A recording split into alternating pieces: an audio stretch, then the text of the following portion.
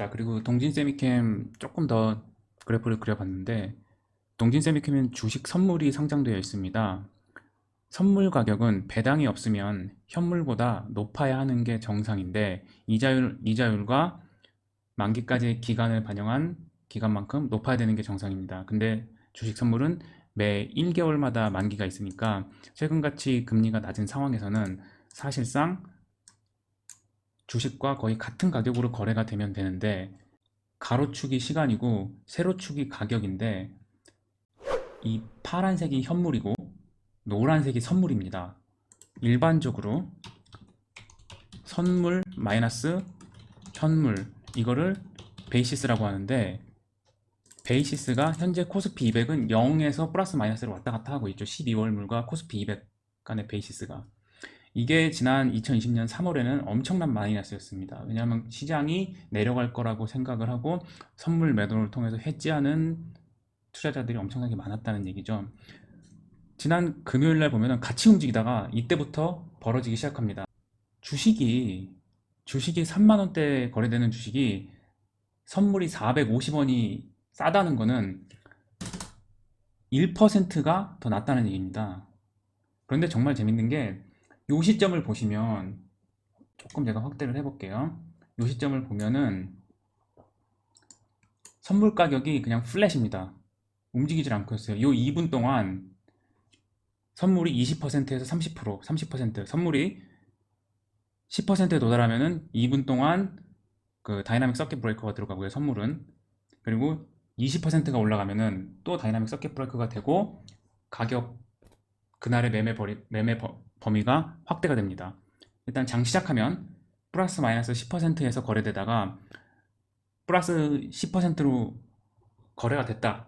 그러면은 2분 동안 쉬면서 20%까지 상한가가 올라가게 됩니다. 그날 거래가 될 수 있는 이 밴드죠. 그 상한가가 올라가게 되고, 또 20%가 거래가 되면, 20%의 가격이 거래가 되면은 또 2분 쉬고 30%까지 올라가게 됩니다. 이게 그 상황이에요. 근데 주식은 그때 이미 아마 상한가를 기록했던 것 같네요. 30% 올라갔던 것 같네요. 왜냐하면은 그때 선물 가격이 무려 3,000원 밑으로 내려왔습니다. 3,000원. 선물은 37,000원대였고, 현물은 막혀 있는 거죠.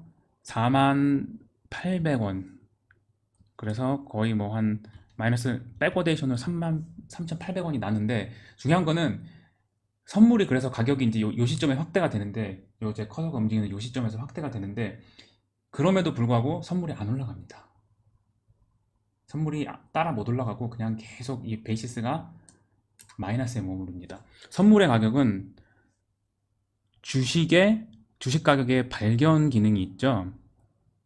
이러한 비슷한 일들이 언제 일어났었냐면, 셀트리온 헬스케어, 셀트리온이 코로나 치료제 이슈로 급상승했었던 때가 2020년 12월 정도? 네. 11월 2020년도에 한번 그랬고요. 그리고 시젠이 어, FTSE에 아마 편입된다고 그래서 시젠이 25만 원 뭐 이렇게 거래됐을 때, 그때도 이런 비슷한 증상이 있었습니다.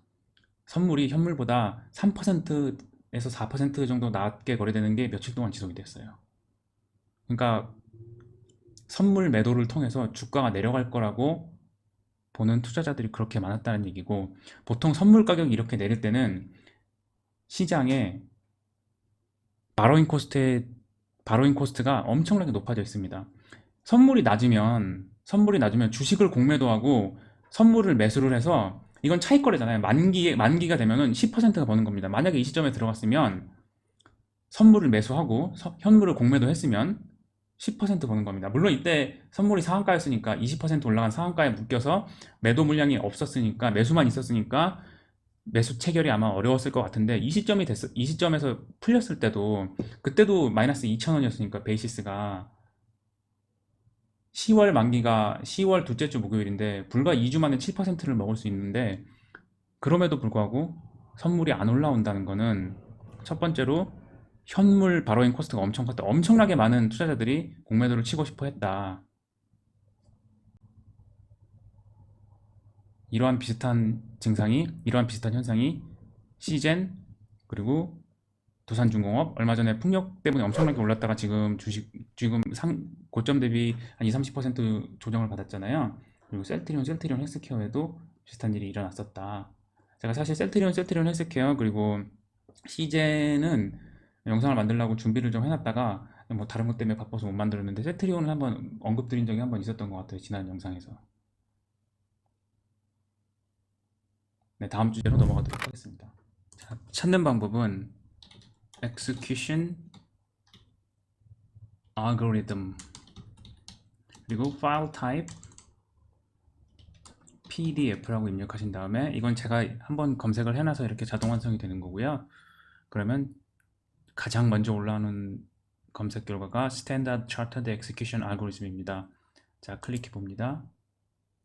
자, 문서가 하나 떴습니다. 2021년 5월 18일 날 업데이트된 문서고 스탠다드 차터드 은행이 제공하는 엑스큐션 알고리즘 매매 체결 알고리즘이 문서로 잘 정리되어 있는 게 나와 있습니다.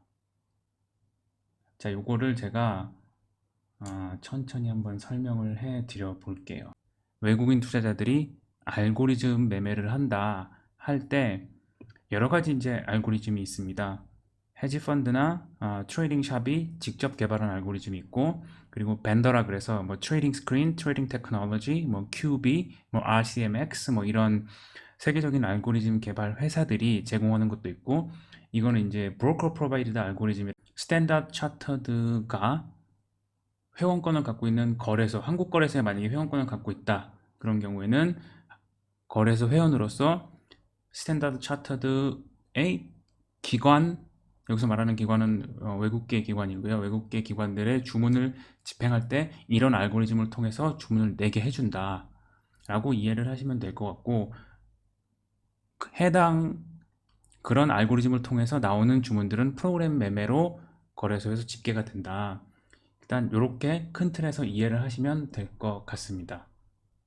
이 문서가 검색되기 시작한 거는 2019년부터인데 엑스큐션 알고리즘으로 검색을 하면 2019년부터 거래가 됩니다. 그리고 꾸준히 업데이트가 되고 있는데 사실 약간 걱정이 되는 부분은 여기 인터널이라고 써 있거든요. 인터널이라는 거는 사내 한 뭐 이렇게 해석을 하시면 될 것 같습니다. 사내 한 자료인데 검색이 된다. 근데 지금까지 계속 검색이 된다. 근데 사실 이런 문서를 사내 한 문서로 보기에는 조금 어, 적절치 않다는 저는 생각이 있는데, 왜냐하면은 일단 시장에 알려진 게 굉장히 많고요. 이거는 스탠다드 차터즈의 세일즈가 뭐 일렉트로닉 엑스큐션 세일즈가 뭐 외국계 기관 헤지펀드 고객들을 만날 때 우리 회사를 통해서 거래할 때 이러한 알고리즘을 사용할 수 있습니다 라고 사용할 수 있는 문서 중에 하나로 판단이 되거든요. 뭐 아주 디테일한 내용은 빠져 있는데 기본적으로 이 알고리즘이 어떻게 동작을 한다, 시장 상황이 이 알고리즘이 어떻게 동작을 하고 어떠한 목적으로 사용하면 된다, 그거를 통해서 이 알고리즘이 어떻게 동작을 하겠구나, 주식의 가격이 오르거나 내릴 때, 선물 옵션의 가격이 오르거나 내릴 때 어떻게 동작을 하겠구나 라는 거를 어느 정도 유추할 수 있는 정도 수준까지는 유추해 볼 수 있는 것 같습니다.